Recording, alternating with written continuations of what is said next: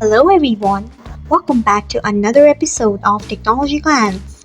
Today in this video, I'm going to guide you through how you can disable potentially unwanted comments on TikTok. So let's get started. Firstly, open TikTok app in your device. Then tap on your profile icon if you haven't. Next, tap on three lines icon.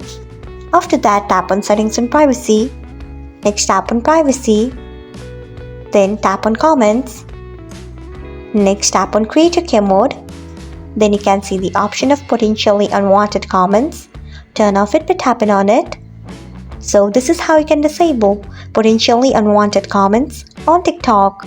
Thanks for watching. If you found this guide helpful, we would love it if you hit the thumbs up button below. We upload great new tech tutorials like this one every day. So do not forget to subscribe to our channel and hit the bell icon so that you will never miss another update.